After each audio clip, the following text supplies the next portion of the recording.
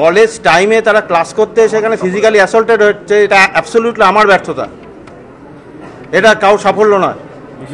এবং আমাদের এটা খুব সিরিয়াসলি ভাবতে হবে যে আমরা কিভাবে সিকিউরিটি এনশিওর করবো। কারণ আমি তো বলছি, আমি গতকাল পর্যন্ত পুলিশের ওপর ডিপেন্ড করেছিলাম, কিন্তু আজকে আমি রিয়েলাইজ করেছি পুলিশ আমাদের সিকিউরিটি দেবে না।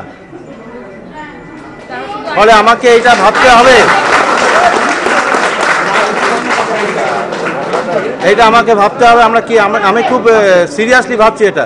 বলছি, যখন বহিরাগতরা ঢুকলো আপনারা পুলিশকে যখন অফিসিয়ালি জানালেন তাদের বক্তব্য? আমি তো বলছি 11টার সময় আমি ওসি জোড়াসাগরকে ফোন করেছি, 11টার থেকে 11:30টার মধ্যে অন্তত 3 ফোন করেছি। আমি ওনাকে বলেছি যে আপনি সাফিসিয়েন্ট ফোর্স দিন আমার গেটটাকে শুধু প্রোটেক্ট করার জন্য, কারণ এতদিন পর্যন্ত যা হয়ে এসছে আমাদের ওই গেটেই ফোর্স থাকে এবং তাতে কিন্তু প্রেমিসেসে কেউ ঢোকে না।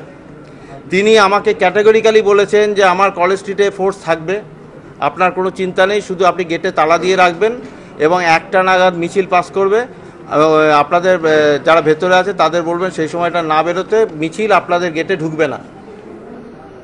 আমি সেইভাবে ইনস্ট্রাকশন দিয়েছি গেটে তালা দেওয়ার। বাইরে চেঁচামেচি হচ্ছে, আমি ভেবেছি হয়তো এখান থেকে মিছিল যাচ্ছে বলে চেঁচামেচি।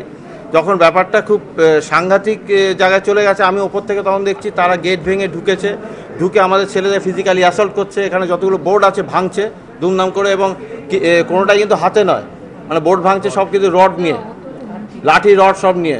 এবং আমি তো দেখলাম যে একটা জ্যাভলিন নিয়েও ঢুকেছিল, যেটা ফিজিক্স ডিপার্টমেন্টে পড়ে আছে।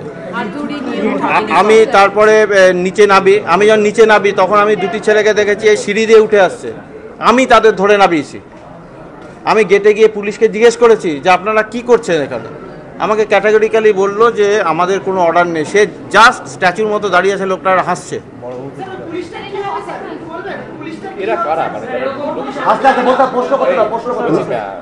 পুলিশের তো আমরা এমপ্লয়ার নই, প্রশ্ন করতে দাও।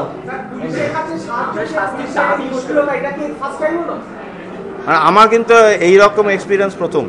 তাদের সব টিএমসিবির ফ্ল্যাগ ছিল, হ্যাঁ টিএমসিবির ফ্ল্যাগ ছিল হাতে, আস্তে আস্তে তারা কিন্তু ফ্ল্যাগ নিয়েই ঢুকেছে এবং ওই ফ্ল্যাগের লাঠি দিয়েও অনেক কিছু ভেঙেছে এখানে।